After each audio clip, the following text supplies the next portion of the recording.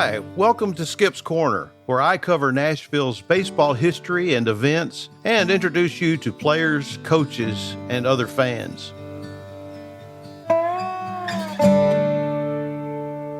A few days ago, I posted on Facebook and I think on Instagram and LinkedIn, and also sent out an email to some old timers and some of the old Nashville baseball players to tell me who they would choose for their Nashville baseball Mount Rushmore. You know, there are 4 presidents on Mount Rushmore, and I thought, well, maybe, I'd seen some things where people had posted and where they were asking about a certain subject. Who would be your Mount Rushmore? Who would be your family Mount Rushmore? Who would be your church Mount Rushmore? And I thought, well, Nashville baseball, I know that there have been a lot of conversations over the years about the Nashville baseball top 10. For example, I published the 10 most influential people in Nashville baseball history. And this is a little different than that. This one was a little bit of a more popularity contest. And of course, number 1 was Larry Schmittou, far and away. I had about 40 people that responded. Not everybody picked 4, although I asked them to pick 4. It's easy to say, well, I think Larry Schmittou's there and not produce any other names, but that's okay. I had about 40 people, and I thought it was interesting. Number 1 was Larry Schmittou, and then second was Ken Dugan, the former Lipscomb University baseball coach, and rightfully so. He was certainly in my top 10. Who was not in my top 10 was Mookie Betts, but then I did this a few years ago. Mookie Betts is very popular in Nashville, as you might expect, with the way that he's been playing, not only with the Boston Red Sox, but now with the Los Angeles Dodgers. Jim Turner was one of the favorite choices, former New York Yankees pitching coach who was born in Antioch. Farrell Owens certainly was chosen for that as well, not in the top 4 necessarily, but Tim Corbin certainly did. He tied with Junior Gillum, who was from Nashville, that played for the Brooklyn Dodgers, actually displaced Jackie Robinson at second base and became the Rookie of the Year, then a coach for the Los Angeles Dodgers. R.A. Dickey was in that. David Price was chosen, had a couple of double choices. Turkey Stearns, Buster Boguski, different ones like that. Wayne Garland was a choice. Mel Brown got a choice. And even some guys who are not necessarily baseball players like Conway Twitty, who had a great influence on Nashville baseball through his purchase of shares of stock in the newly formed Nashville Sounds some years ago. And then some favorites, Chuck Ross and Black Cat Riley, that were great fans, were always around the ballpark. Tim Dillard, George Leonard, Bobby Reasanover. Jack Lavender was a great coach in local amateur circles. Don Money was a great coach with the Nashville Sounds. And Jimmy Stewart, who was so instrumental in Babe Ruth baseball as a regional director. Some names that you may not recognize: Shaky Kane, Bubba John, or George Digby. George Digby was a scout who lived in the area, and that's why you see a lot of Boston Red Sox players from Nashville.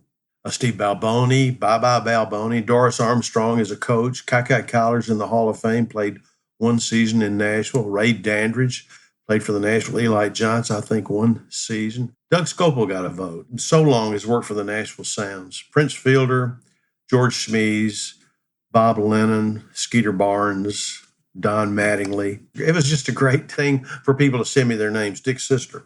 But one that's a favorite of mine is Larry Gilbert. And I want to talk to you a little bit about Larry Gilbert today, because to make all these choices, it comes in eras, doesn't it?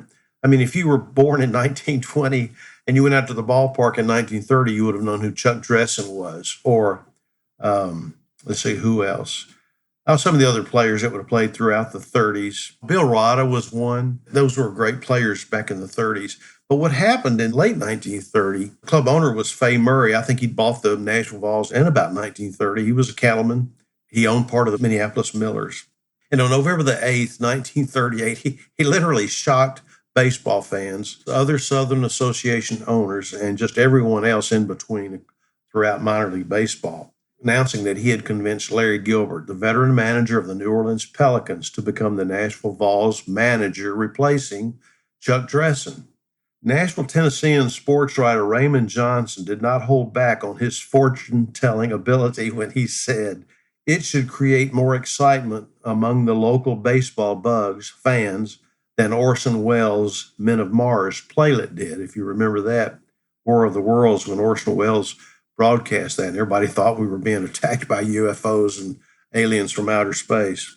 As one ardent fan put it last night, it's too good to be true, he said. What would come to light in days ahead was Murray had made overtures for Larry Gilbert to manage the Vols as early as a year prior, and that was to no avail, as Larry was reluctant to entertain any idea of leaving his hometown.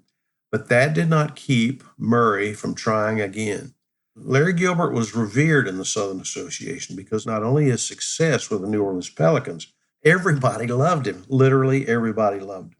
And Raymond Johnson explained why it took so long for Murray to come to terms with bringing Gilbert in. In order to retain Gilbert, President Fay Murray said late yesterday, after the deal was completed, it was necessary for him to own a very substantial interest in the ball club. But as it has always been my desire, this is Fay Murray speaking, to furnish the loyal fans and supporters of the Nashville Baseball Club the best in baseball, I was willing to make any concession to secure Gilbert's services.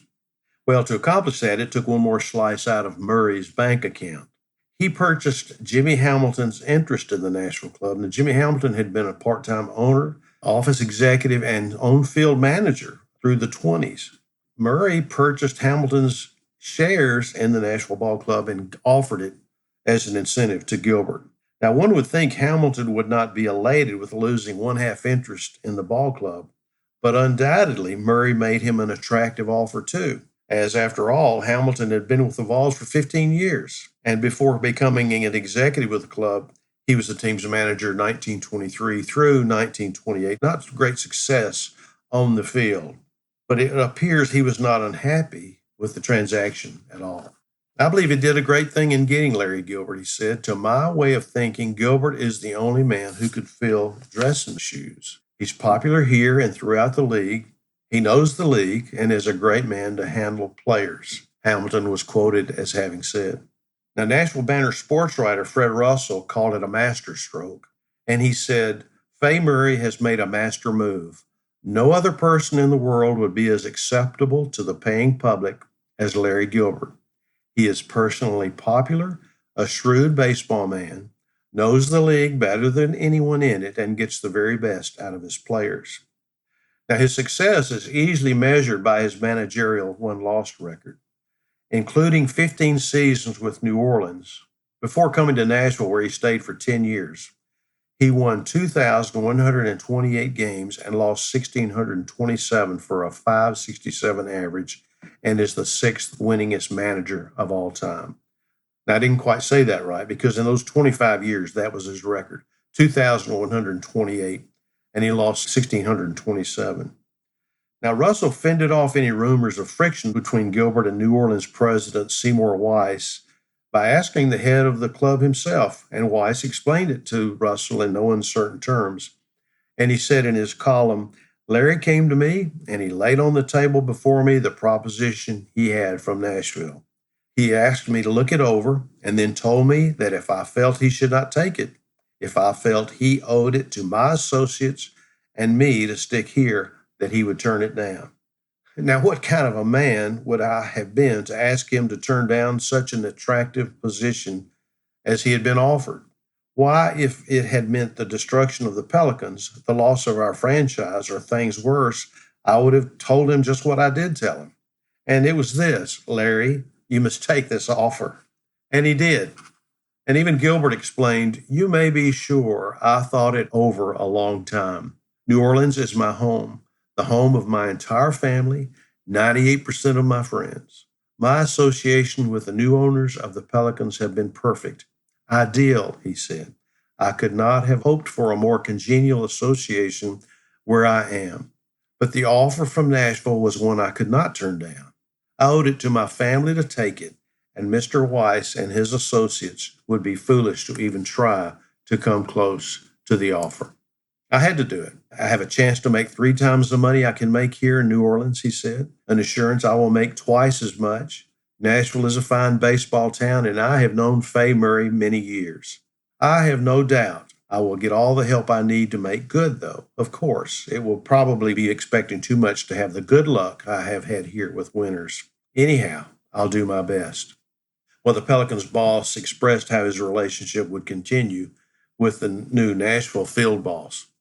And as willing as I will be to put Larry on a spot or use him without pay, I'm frank to say that the next manager of the Pelicans will be the man Larry Gilbert approves of from among the half a dozen or so names I will submit to him. Now, that's a pretty good relationship. Was it a good investment for the Nashville owner? Well, Larry Gilbert took his first team in Nashville, his 1939 team, to the league playoff championship before losing to San Antonio from the Texas League in the Dixie playoffs. The 1940 club the next year stood atop Southern Association standings from opening day until the last day of the season, won the league playoffs, then took the Dixie Series championship against the Houston Buffaloes. Now, Murray had to have been elated and expected more championships after the 1939 season and through 1940, but sadly, he died from a heart attack on March the 4th, 1941. And his son, Ted, took over and allowed Gilbert to continue in his capacity, a vice president, general manager, and field manager. Now, Larry continued his winning ways with 6 consecutive titles from 1939 to 1944 with the Vols and a record of 821 wins and 660 losses. He retired from the coaching box after the 1948 season, but he remained in the executive position. Now, Russell gave a glowing testament to both Gilbert and Murray after the 1940 championship season ended, when he wrote, "The Vols know it's humanly impossible to have a finer pair of bosses than Fay Murray and Larry Gilbert. Their feeling is a natural reaction to fair treatment, to honest dealing, and to kindness." You don't hear those words repeated very often these days. And on September the 8th, 1948, in his final game as manager, Gilbert was honored for 25 years as a manager in the Southern Association. But he remained in Nashville as executive vice president into the 1955 season before selling his share of the team and returning to his hometown. In saying goodbye, he sent a letter to Russell expressing affection for Nashville. And Fred Russell penned this in his column: "Our sincere thanks for the many happy days and happy hours we have spent together. I have many good friends here, and we will be back to visit them." Larry Gilbert's success is often measured by his managerial win-loss record. He's the 6th winningest minor league manager of all time. And together with Fred Russell, they're 2 of the most beloved sports figures in Nashville, and their relationship was more than one might expect between a baseball manager and executive and a sports writer and editor. Larry's influence on local baseball during his tenure included scouting area talent. The Larry Gilbert League was established for amateur high school age players in 1945, and it continued into I played at it, if you can believe that, in the 1960s. And his influence spread beyond Middle Tennessee, too. He was appointed by the commissioner of the Southern Association each year to make out the season's schedule. And in 1939, he was so beloved from his experiences with the New Orleans Pelicans and being newly named to the Nashville club. He was named coach of the Cartwright team in a National Association game versus the Doubleday team played in Cooperstown, New York, commemorating the 100th year of baseball. And in 1940, with that great season that he had, winning his first game of the season and not falling out of first place the entire year, was named Minor League Manager of the Year by the Sporting News. Now, his success with players, especially those who had previously had problems in the major leagues, was well known. He sensed what each one had experienced, what his issues were, and the famous manager did not hesitate to take in those players who had been given up on by other managers. Gilbert knew how to handle each case to allow for talented players to play with the best of one's ability.